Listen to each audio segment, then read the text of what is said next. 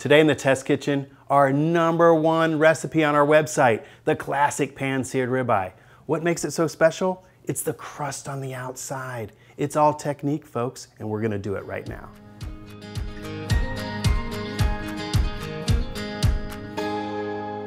Now we think this recipe is popular for a number of reasons. It uses the ribeye, my favorite cut, which is incredibly marbled, robust, perfect cut. Another reason is people are looking for options of how to cook inside and have a great steak experience inside on the stovetop. This recipe, we're going to put a little oil on, some salt and pepper, very traditional technique, but in a cast iron on the stovetop. For other recipes and videos, make sure you subscribe. To get started, I've got a cast iron pan that I'm preheating in the oven. It's important that we gently bring up the heat on a cast iron pan, so I put it in the oven, put it to 450 degrees. And then when it's hot, I'll pull it out and we'll put it on the stovetop so it's ready to rock. So let's get our cast iron pan, and then we'll make sure that we put it over medium heat while we're getting our steak ready. Be sure not to touch that handle. Now we'll get our steak ready to put on the cast iron preheated pan. I brush a little bit of oil on it so that it can accept a good amount of salt and pepper. This is a 1-pound steak. So 16-ounce ribeye. Take a look at that incredible marbling in that steak. Ooh, that's gonna eat so well. Let's brush it with some oil and put salt and pepper on it, and we'll get this thing fired up. While it's oiled on that side, I'm gonna put salt and pepper on it. Now on this side, I put a good amount of seasoning on because that's a thick steak, and I want that seasoning to be in every bite. Coarse, kosher salt, fresh cracked pepper, classic. Now the reason you put oil on it is so you can help the salt and pepper stick, but you also have a concentration of that oil right where the steak is instead of oiling the pan. In this case, I forgot, as you saw, to put the oil on this side. So I'm gonna put a little bit on the outside now. And then make sure I've got my seasoning where I want it to be. And again, this is at medium heat, and I know that my pan was raging hot because of the sizzle, right? Now, if you haven't done this recipe before, just know that you're gonna create a good amount of smoke in the house, so hopefully you've got a good hood vent, or you've got the window open at least. Your smoke detectors might be going off. 2 to 3 minutes on the first side. I flip, oh, take a look at that crust. That's perfect, that's what you want. And then I add some aromatics. In this case, I've got fresh thyme, and a couple cloves of garlic that I just take and smash just so they open up the garlic cloves. Just throw those in the pan, and then we're gonna put it in the oven. And then it's gonna get the crispiness on the other side in the oven. Okay, we're back out of the oven after 6 or 7 minutes.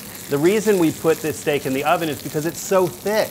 If you were to just do this on the stovetop, you really have a burned steak on both sides and it'd be undercooked in the middle. So that's why we take advantage of the cast iron pan and the heat that it can hold, and the oven.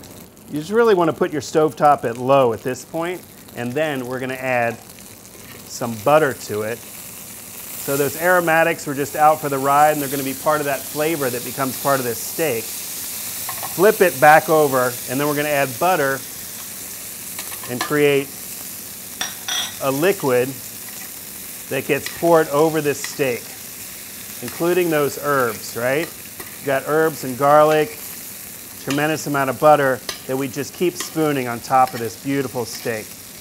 You can just do this for about 30 seconds or so. It foams up, and that brown butter and the nuttiness of that is just ideal with this robust steak. Oh, it's gonna be delicious.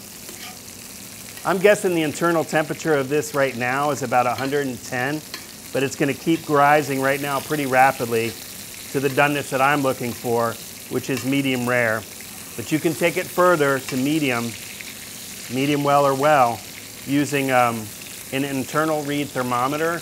You can check that doneness. I'd say if you like your steak well done, spend a couple more minutes in the oven. So to find your degree of doneness, take a look at the chart right there. All right, so once it's kind of the foam has subsided off the butter, take it off the heat, and we'll get this thing right into a plate. And then make sure you take advantage by just putting all of those wonderful herbs and garlic right on top. And that brown butter, you can add it. And this pan, this cast iron has a nice pour spout, so you can add that. Now a steak this large, it's ideal for a couple. So perfect Valentine's Day steak. But some of us could eat this all alone. You know who I'm talking about. Now that the steak has come off that high heat, we want to make sure we give it enough time to rest. So for this steak, we're only looking at about a minimum of 5 minutes. Gives you a chance to get everything else ready at the table, light the candles, etc. Now that it's rested, let's go ahead and slice it. Oh, this looks so good. So I'm going to slice the whole thing up and then just put it right back on the plate. Oh, this looks really good. Now, this is my favorite way to do a ribeye, and you can see the crust all on the outside uniformly across the top and the bottom was kind of the goal here. I think we nailed it. Again, my favorite way to do a ribeye, on the cast iron inside, that flavor, you can just smell these aromatics. So hit us up in the comments, tell us how you like to do a ribeye. See you next time in the test kitchen.